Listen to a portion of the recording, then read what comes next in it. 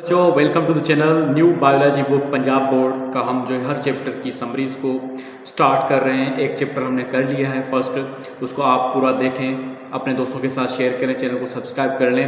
आज हम next chapter जो है हम डिस्कस करने वाले हैं, उसकी पूरी समरी को पढ़ते हैं ताकि हमारा पूरा जो है चैप्टर रिवाइज हो जाए और किसी भी एप्टीट्यूड टेस्ट के लिए या पेपर के बिफोर जो है हमारा पूरा रिवीजन हो जाए, याद हो जाए। किसी टेस्ट के से पहले भी अगर हम पढ़ेंगे तो ये अच्छी तरह से याद हो जाएगा, समराइज हो जाएगा।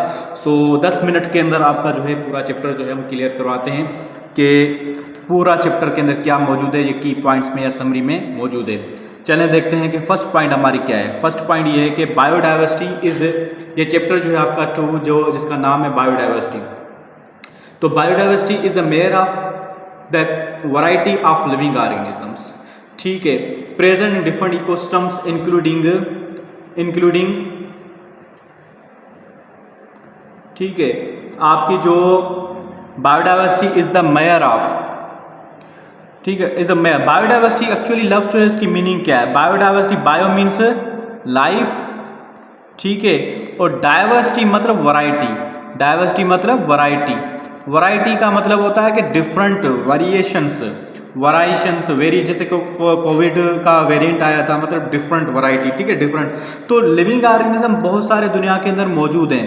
Biodiversity is a mayor of variety के कौन से जो हैं वो मौजूद है दुनिया के अंदर living organism present different ecosystems including the terrestrial, जमीन के अंदर मौजूद है, पानी समुद्र वाले के अंदर भी, फ्रेश वाटर के अंदर भी, और डेजर्ट इकोसिस्टम के अंदर मौजूद है। तो इस चैप्टर के अंदर हमने देखना है कि कौन से टाइप के लिविंग ऑर्गेनिज्म दुनिया के अंदर मौजूद है। 1.5 मिलियन स्पीशीज है, उसमें से जो है एनिमल्स हैं, फिर प्लांट्स है। आप देखो चूंटियां ही सिर्फ जो उसके कितने इकसाम हैं, उनके जो इनकी मक्खियां हैं, मक्खियों के कितने इकसाम हैं, ये सारे जो है बायोडाइवर्सिटी कहलाती है। इससे फ़ायदा क्या होता है? इससे फ़ायदा ये होता है कि ये हमें जो है कुछ बायोडाइवर्सिटी वाले एनिमल्स जो है इससे हमें खाना मिलता है, कुछ लकड़ी मिलती है, फर्नीचर बना सकते हैं, कुछ से जो हमें हनी भी मिलती है, मेडिसिन बना सकते हैं, कलर मिलते हैं। ये सब बायोडाइवर्सिटी खुदा ने हमें दी है। किस लिए दी है?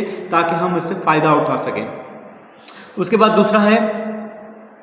दूसरी पॉइंट है classification is the process of, classification is the process in which organism are divide to groups. एक ऐसा प्रोसेस होता है क्लासिफाई करना को सब ग्रुप्स और सब groups on the basis of dissimilarities and dissimilarities के बुनियाद पे क्लासिफाई करते हैं हम लिविंग ऑर्गेनिज्म को।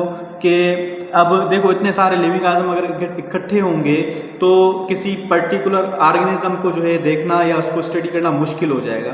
तो साइंटिस्ट ने क्लासिफाई किया लिविंग ऑर्गेनिज्म को, बड़े 5 किंगडम्स के अंदर जो है क्लासिफाई किया। उससे भी बड़ा जो है 3 जो है बनाया, यूकेरिया, बैक्टीरिया एंड आर्किया। तो देखते हैं the group into which organism are classified और नोन एज टेक्सोनॉमिक रैंक्स, जिसमें वो हम क्लासिफाई करते हैं उसको कहते हैं टेक्सोनॉमिक रैंक्स कहते हैं, ठीक है, या टेक्सान कहते हैं। उसके बाद है the highest level of classification. Highest level of classification कौन सी है? डोमेन, ठीक है, किंगडम से पहले डोमेन होता है। तो 3 होते हैं living organism are broadly classified to 3 domains, ठीक है। एक आर्किया हो गया जिसके अंदर आर्कियोबैक्टीरिया आता है जो हाई टेम्परेचर पर रहता था, अभी भी है। दूसरा है बैक्टीरिया, मतलब यू बैक्टीरिया हो गया, ट्रू बैक्टीरिया हो गया, ठीक है। फिर यूकेरियाट्स जो जिसके अंदर ट्रू न्यूक्लियस होता है। न्यूक्लियस का मतलब जो जेनेटिक मटेरियल उसके ऊपर न्यूक्लियर मेम्ब्रेन होगी तो उसको कहते हैं यूकेरियाट्स। जेनेटिक मटेरियल उसके ऊपर न्यूक्लियर मेम्ब्रेन नहीं है तो उसको कहते हैं प्रोकैरियोट्स। तो यूकेरियाट्स और प्रोकैरियोट्स में ये फ़र्क होता है। जो प्रोकैरियोट्स होते हैं उसको 2 हिस्सों में फिर डिवाइड किया गया है, डोमेन आर्किया में और डोमेन बैक्टीरिया में, ठीक है। और बाकी जो यूकेरियाट्स हैं उन यूकेरियाट्स को जो है पूरा यूकेरिया में डिवाइड किया गया। क्लियर हो गया? अब जो हम उसके बाद वाली पॉइंट ये है कि the members of kingdom protista. अब जो 5 किंगडम क्लासीफाई किए हैं, अब यहाँ पे उन्होंने मेंशन नहीं किया, ठीक है। 5 मेन जो होते हैं उसमें से एक और एडिशनल भी है। चलो देखते हैं कि पॉइंट्स क्या कहती हैं। देखें the members of kingdom protista are unicellular. Protista के अंदर जो मौजूद है वो यूनिसेलुलर होते हैं, ठीक है। आर सिंपल मल्टी सेलुलर जो होते हैं जैसे एल्गी हो गई या प्रिमिटिव फंजाई हो गई, ठीक है। Organism and have eukaryotic cells. अब फंजाई किंगडम, फंजाई के अंदर are eukaryotic heterotrophic organism which absorb food. इसके अंदर एब्सॉर्ब करने का तरीका होता है, खाने को ये इंगेज नहीं करते, खाने को एब्सॉर्ब करके खाते हैं। अब ये क्या होता है? अब जो एनिमल्स होते हैं वो इंगेस्टिव ट्रॉफ होते हैं और जो फंजाई है वो एब्सॉर्प्टिव ट्रॉफ है।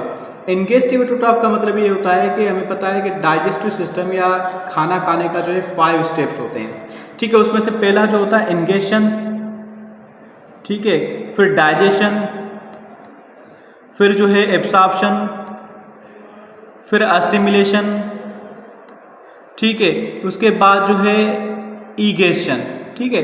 तो जो ऑर्गेनिजम्स अपना खाना खाने का प्रोसेस जो है इंगेशन से स्टार्ट करता है तो उसको इंगेस्टिव हेटेरोट्रॉफ कहा जाता है। जो ऑलरेडी डाइजेस्टेड खाना खाते हैं तो उसको कहते हैं एब्सॉर्प्टिव हेटेरोट्रॉफ। तो फंजाई क्या है? फंजाई एब्सॉर्प्टिव हेटेरोट्रॉफ है। क्लियर हो गया, ठीक है। अच्छा, प्लांट्स उसके बाद है, plants are eukaryotic multicellular autotroph and have multicellular sex organs. इसके अंदर मल्टीसेलुलर ऑटोट्रॉफ होते हैं ऑटोट्रॉफ मतलब अपना खाना खुद बनाते हैं, जैसे कि प्लांट्स जो भी हैं आपके सामने हैव मल्टीसेलुलर सेक्स ऑर्गन्स, इनके अंदर ऑर्गन जो होते हैं सेक्स ऑर्गन वो भी मल्टीसेलुलर होते हैं। सो एनिमल्स के बारे में क्या है? Animals are eukaryotic multicellular, animal जो होते हैं यूकैरियोटिक होते हैं, मल्टीसेलुलर होते हैं, हेटेरोट्रॉफ होते हैं which ingest food and digest it in specialised cavities. इनके अंदर डाइजेस्ट सिस्टम होता है, उसके अंदर पूरा जो है डाइजेस्ट करते हैं, हेटेरोट्रॉफ हैं लेकिन इंगेस्टिव हेटेरोट्रॉफ हैं, ठीक है। मजीद पॉइंट से पहले मैं आपको रिक्वेस्ट करूंगा कि मेरे चैनल को सब्सक्राइब कर लें, अपने दोस्तों के साथ शेयर करें। ये हमारी सीरीज़ है समरीज की, हर चैप्टर की समरीज के बाद जो है मैं बनाऊंगा एक्सरसाइजेस की, ठीक है। तो ये जो है आपका चैनल बहुत बड़ा फ़ायदा देने वाला है, आप सब्सक्राइब कर लें, आपको बहुत बड़ा फ़ायदा मिलेगा। उसके बाद है वायरस। वायरसेस किस में आते हैं? वायरस देखो बेटा, वायरसेस ना लिविंग है ना ही नॉन लिविंग है, ये दोनों के बीच में बॉर्डर लाइन है। मीन्स इसके अंदर कुछ कैरेक्टर्स ऐसे हैं कि लिविंग वाले हैं, कुछ नॉन लिविंग है। लिविंग वाले ऐसे हैं कि इसके अंदर जेनेटिक मटेरियल होता है, ठीक है, इसके अंदर प्रोटीन कोट है, ठीक है। नॉन लिविंग ऐसे है कि इसके अंदर कोई मशीनरी नहीं है क्योंकि सेल ही नहीं है। हमें पता है कि लिविंग ऑर्गेनिज्म का बेस यूनिट सेल होता है, इसके अंदर सेल है ही नहीं, तो हम कैसे कह सकते हैं कि this is a living organism? तो ये किस में आएगा, ये सवाल था। तो virus lake any of the characters of 3 domains, तीनों डोमेन्स में से कोई भी कैरेक्टर्स के अंदर नहीं है क्योंकि सबके अंदर सेल्स मौजूद हैं। ऑफ 6 किंगडम, 6 में किंगडम में से of life, therefore they are not included in classification system, ये किसी भी क्लासिफिकेशन सिस्टम में नहीं है। तो scientific name of every organism consist of 2 part. Scientific name जो है अब उसकी बात कह रहे हैं नॉमेनक्लेचर जिसको कहते हैं, बायोनॉमिल नॉमेनक्लेचर, और इसके जो फादर है उसको कहते हैं टेक्सानॉमी। तो उसके जो है scientific name of organism consist 2 parts. First name जो होगा वो होगा जो है जीनस का और सेकंड नेम होगा स्पेशी का। तो ये जो है उस तरह से इन्होंने क्लासिफाई किया living organism. Scientific name of every organism consist of 2 parts, 2 parts में first is the genus and second is the name of its species. तो जीनस जो है, जीनस जैसे कि होमो, हमारे अंदर जो है होमो, हमारी जो है जीनस जो है होमो, ठीक है, होमो, और हमारा स्पेशी नेम है सेपियंस, ठीक है, होमो सेपियंस, ठीक है। तो ये हो जीनस हो गया, सेपियन हो गया, ये दो मिला के जो है पूरा साइंटिफिक नेम बन गया, वो बन गया होमो सेपियन, जो साइंटिफिक नेम बन गया। जैसे राना टिग्रिन हो गया, लाइकोपर्सिकम स्कुलेटम हो गया, सिटाकारा हो गया। इस तरह से जो भी साइंटिफिक नेम होगा वो 2 वर्ड्स पे मुश्तमिल होगा। So this are about today, मिलेंगे नेक्स्ट लेक्चर के अंदर।